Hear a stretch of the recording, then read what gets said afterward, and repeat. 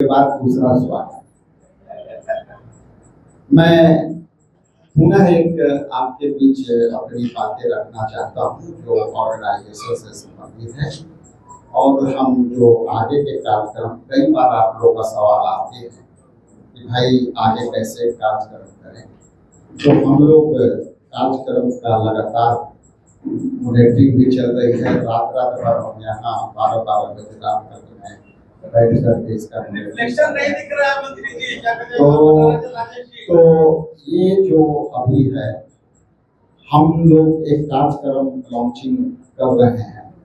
उस कार्यक्रम के नाम है कि कांग्रेस झंडा घर घर, हर घर में कांग्रेस के झंडा हो। हमारे कार्यकर्ता हर घर पर झंडे लगाएंगे और पूरे गांव में जो कांग्रेस समर्थित लोग हैं उनसे संपर्क कर एक झंडा उनसे अनुरोध करेंगे अपने गांव में, जिला में, कस्बा में, ब्लॉक में, और हर घर पर झंडा हम लोग कांग्रेस के लगाने का काम एक प्रस्ताव आया है। दूसरा है कि हर कांग्रेसी अपने गाड़ी में अपना पार्टी का झंडा लगा करके चलेंगे। तीसरा है कि हर कार्यकर्ता अपने जो भी उनके पास कम्युनिकेशन अपना करते हो, चाहे वो कोई भी हो, बाइक हो, मोटर हो, वो उस पर लगाए। इसी पर पीछे ये मकसद हमारा है कि हम अखिल भारतीय कांग्रेस पार्टी का जो पौराणिक इतिहास है उसके साथ हमारे कार्यकर्ता झंडा देंगे। तो हमारा जो विरासत है आजादी से लेकर, वो आजादी से लेकर अब तक के विरासत की हम लोग बात करेंगे। वर्तमान में न्याय योद्धा राहुल गांधी जी जो न्याय देने की बात कर रहे हैं और उसकी शुरुआत हो चुकी है। ये सारे एजेंडे लेकर के हर घर में कांग्रेस झंडा जो है लहराने का काम करेंगे। ये कार्यक्रम हम लोग जो है आज से आपके बीच जो शेयर कर रहे हैं, हम लोग इसको शुरुआत करते जा रहे हैं। बिहार में ही कर रहे हैं, बिहार पूरा को देखते हुए वन बाय वन करें, वन बाय वन कर रहे हैं। ये बिहार में नियम है कि पूरे देश में आपको ये तो पूरे देश में है, लेकिन चूंकि मैं आया हूं तो मुझे काम करने, आप लोग का भी सवाल आता है कि क्या क्या कर रहे हैं, कांग्रेस चर्चे में नहीं है, संगठन में नहीं है, तो ये लगातार आपको देखने को मिलेगा और आपको हमेशा ये परेशानी झेलना पड़ेगा यहाँ आने का या हमको आने का, ये लगातार आपको। राहुल गांधी सर बिहार आ रहे हैं, क्या कुछ आएगा? उसकी डिटेल्स हमारे पास अभी विवरण नहीं आई है। यदि विवरण है तो हमारे एआईसी सेक्रेटरी सुशील पासी जी इस पर आपको विस्तृत जानकारी देंगे। ले लीजिए, पहले ये ले लीजिए। मैं धन्यवाद देता हूं कि आप लोग हमेशा सजगता से जनता की आवाज उठाते रहते हैं और बीच बीच में हम लोगों को भी, विपक्ष को भी जो है आईना दिखाते रहते हैं। उसके लिए मैं स्वागत करता हूँ।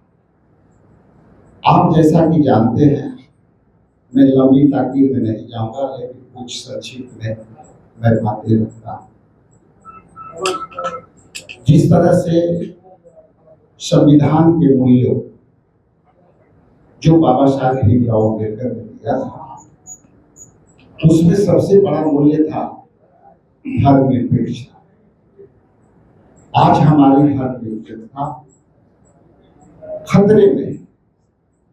उसका जीता जाता उदाहरण वक्फ बोर्ड के निरंकुश तरीके से इसको दंत विहीन करना, अधिकार विहीन करना।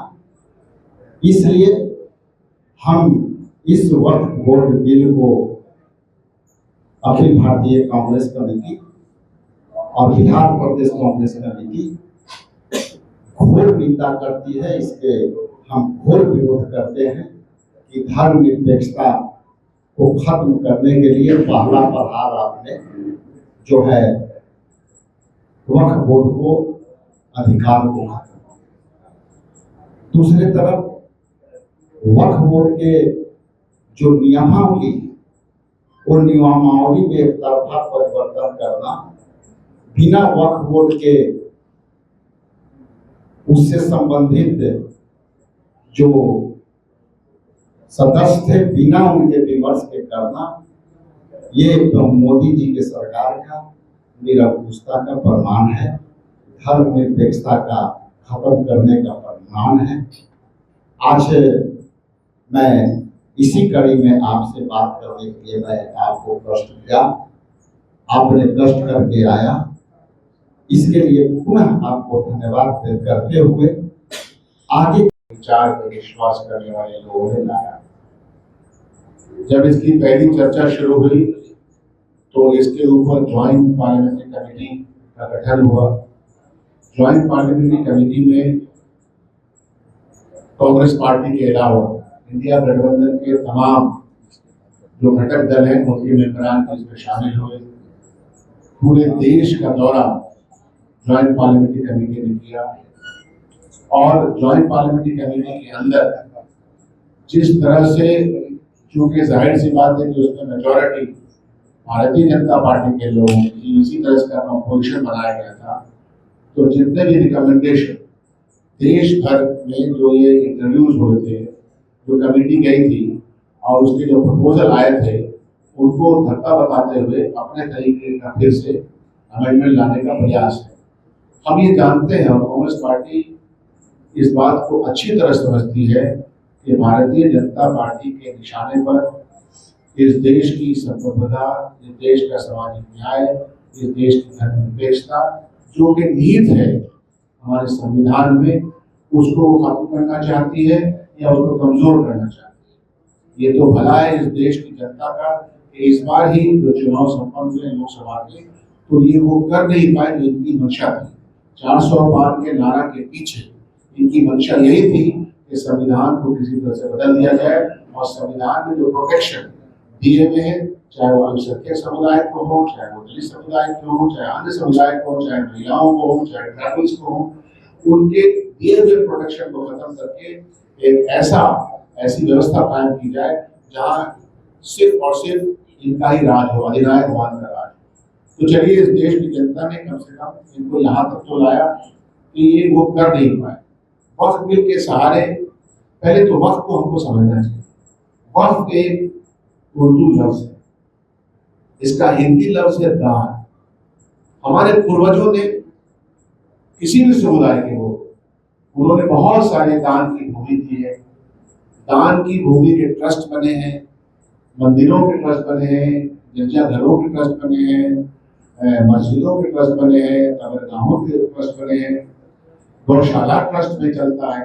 तो हमारे बड़े बड़े लोग जिनके पास औलादें भी नहीं होती है, जिनके पास बहुत प्रॉपर्टीज होती है, तो वक्त में मतलब दान की भूमि दी गई और उसमें ये कहा गया है कि इस दानकर्ता ये लिख देता है कि हमारे इस दान की भूमि से हमारे समाज के कल्याण के लिए आप काम करेंगे। और इसी तरह देखिएगा पूरे देश में, जैसा कि मैंने कहा, हर समुदाय के दान में दिए गए जो जो जो पैसे हो सकते हैं, जमीन हो सकती है, घर हो सकता है, बिल्डिंग हो सकता है, उसके माध्यम से समाज की देखभाल होती है। अगर आप देखिएगा, बहुत सारे टेम्पल्स हैं, हमारे यहाँ टेम्पल्स है, उसके दान के माध्यम से हॉस्पिटल चल रहे हैं, ये बहुत अच्छी चीज है। तो दान के माध्यम से दिए गए इन पैसों का और इस प्रोटेक्शन को, इस पूंजी का इस्तेमाल उसी कम्युनिटी के लोग करते हैं। और इसके लिए सरकार ने भी पार्लियामेंट में बहुत पहले बिल ला रखा है। तो उस बिल के माध्यम से हर राज्य अपने वक्फ की प्रॉपर्टीज को या अपने और समुदाय के प्रॉपर्टीज का ख्याल रखती है, उसमें लोगों को बहाल करती है। सरकार के लोग भी, जैसे बिहार वक्फ बोर्ड है, तो बिहार वक्फ बोर्ड में भी जो इसका ट्रिब्यूनल है वो सरकारी वकील के तौर पर होते हैं या इसके ऑफिसर सरकारी ऑफिसर होते हैं, जो किसी भी कास्ट और समुदाय के हो सकते हैं। ऑलरेडी उसमें प्रावधान है और इसको सुचारू रूप से चलाने के लिए कोई भी राज्य की सरकार उसको देखती है। बिहार में तो वक्फ की प्रॉपर्टीज पे बहुत सारे स्कूल इसी एनडीए गवर्नमेंट ने अनाउंस किया है। 5 स्कूल का प्रपोजल, 2 स्कूल बन चुका है, लोग वक्फ की प्रॉपर्टी पे। तो वक्फ वाले ये कहते हैं कि मेरी प्रॉपर्टी है, सरकार चाहे तो उसका इस्तेमाल कर सकती है, लेकिन अधिपत्य जो स्वामित्व है उनके अंदर में रहता है। और ये स्वामित्व इसलिए रहता है कि वो प्रोटेक्शन हमको कॉन्स्टिट्यूशन ऑफ इंडिया ने दिया है। कॉन्स्टिट्यूशन ऑफ इंडिया के आर्टिकल्स आफ्टर आर्टिकल्स ने हमको ये प्रोटेक्शन दे रखा है कि हर समुदाय अपने अपनी प्रॉपर्टीज का, अपनी आइडेंटिटी का, अपने रिलीजन का, अपने भाषा का, अपने क्षेत्रीय अस्मिता का ख्याल करें। इसीलिए आप देखिएगा कि देश भर में ये चाहे वो ट्राइबल बेल्ट हो, चाहे वो कोई और क्षेत्र हो, तो भाषा को लेकर के हो, हर चीज के लिए प्रोटेक्शन हमको हमारा संविधान इतना पावरफुल है और धर्मनिरपेक्षता शब्द उसके साथ ही जुड़ा हुआ है कि ये हर समुदाय के लोगों में प्रोटेक्शन। आज भारतीय जनता पार्टी और ये एनडीए गठबंधन इस प्रोटेक्शन को एक के प्रकार खत्म करना चाहती है। तो जैसा कि मैंने कहा कि जीपीसी बनी, ज्वाइंट पार्लियामेंट्री कमेटी में तमाम सदस्य थे और कांग्रेस पार्टी ने, ये बात बहुत जरूरी है उन लोगों के लिए जो ऐसा समझते हैं कि कांग्रेस पार्टी कुछ नहीं करती। कुछ लोग आरोप भी लगाते हैं, उनका आरोप सर आंखों पर, लेकिन सच्चाई ये है कि कांग्रेस पार्टी पार्लियामेंट के अंदर, कांग्रेस पार्टी विधानसभा के अंदर, तमाम हिंदुस्तान विधानसभाओं के अंदर, पार्लियामेंट के अंदर और बाहर इस बिल के खिलाफ प्रोटेस्ट करती रही है और वो न्याय संबद्ध बात करती रही है तमाम सहयोगी दलों के साथ। तो एक तो बहुत ही क्लैरिटी है कि वक्फ बिल के ऊपर कांग्रेस पार्टी बहुत ही क्लैरिटी से, और ये वक्फ बिल को आप ये नहीं देखें क्योंकि भारतीय जनता पार्टी के चश्मे में दो ही नजरिया है, हिंदू और मुसलमान। संविधान में कांग्रेस पार्टी के नजरिए में हिंदुस्तान के बहुलतावादी देश में बहुत जो मेजॉरिटी कम्युनिटी है उसके सामने भी यही भाईचारा है, यही प्रोटेक्शन की इज्जत है। इस दिए हुए प्रोटेक्शन की और इज्जत की धज्जियां उड़ाना चाहती है, जो हमको इस विश्वास है कि यह देश और देश की जनता उसकी धज्जी उड़ाते हुए नहीं दिखेगी। आपने देखा होगा कि हमारे यहाँ पर्व त्योहार, आपसी मिलन जुलन के बहुत सारे प्रतिष्ठान होते रहते हैं, हम सब लोग बहुत ही प्यार और प्रेम से इसमें शामिल होते हैं।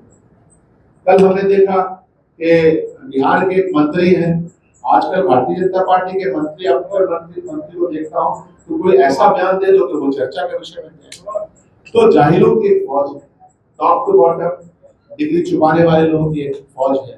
तो वो फौज न तो देश का इतिहास समझती है, न तो देश की सामाजिकता समझती है, न तो देश की सामाजिक जो समझता है, जो वसुदेव कुटुंब की परिकल्पना है उसको समझती है, तो बयान देते रहते हैं। इसलिए इस प्रेस कॉन्फ्रेंस के माध्यम से हम तमाम लोग, हमारे मनमोहन झा जी हमारे पूर्व अध्यक्ष भी हैं, हमारे सीएलपी लीडर हैं, हमारे अध्यक्ष जिनको आपने सुना पासी जी है, जो घूम करके बिहार में जो दायित्व इनको मिला है वैसे सेक्रेटरी के वो अपना काम कर रहे हैं, राठौर जी के साथ आपका संबंध है। तो वक्फ अमेंडमेंट बिल को हम पुरजोर तरीके से जिस रूप में पार्लियामेंट में लाने का प्रयास हो रहा है उसकी हम मुखालफत करते हैं, सड़क पे करते हैं, बाहर करते हैं, पार्लियामेंट के अंदर करते हैं।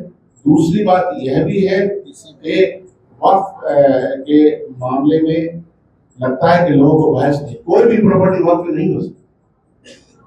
वक्फ किया हुआ जो दान किया हुआ प्रॉपर्टी है वही वक्फ में आता है। आज भी मैं अपनी प्रॉपर्टी को, आप अपनी प्रॉपर्टी को दान करना चाहे तो कौन रोक सकता है? और दान करता ये लिख सकता है कि हमारे इस दान किए हुए प्रॉपर्टी का इस्तेमाल इन कामों में होगा।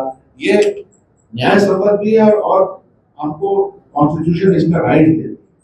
तो आप कॉन्स्टिट्यूशन राइट को स्टाइल करना चाहते हैं, गला घोटना चाहते हैं, जो लोग भी विश्वास करते हैं सामाजिक एकता और सामाजिक न्याय में, उसको मानेंगे नहीं।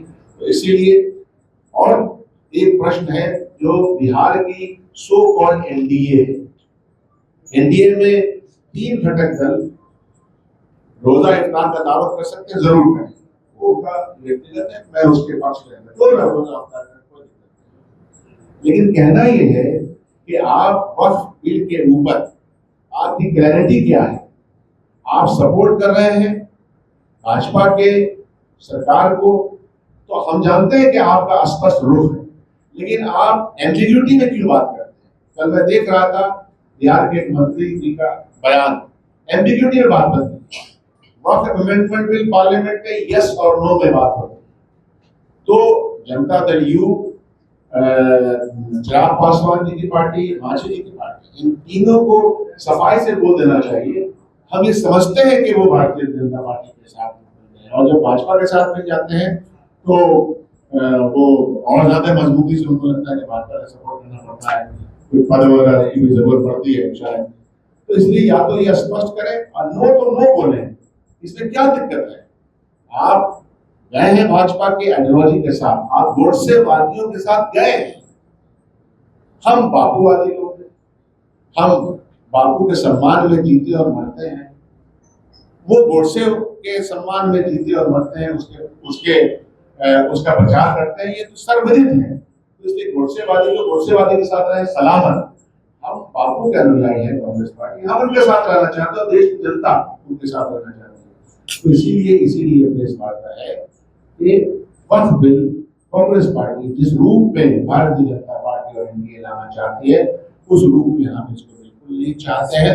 किसी भी बिल के ऊपर कोई चर्चा हो सकती है, कोई कमी है तो उसकी बात हो सकती है, लेकिन इसमें जो प्रावधान दिए गए हैं वो कंप्लीटली एंटी कॉन्स्टिट्यूशनल है, जिसको जो नाकाबिले बर्दाश्त भी है, नाकाबिले फरामोश भी है।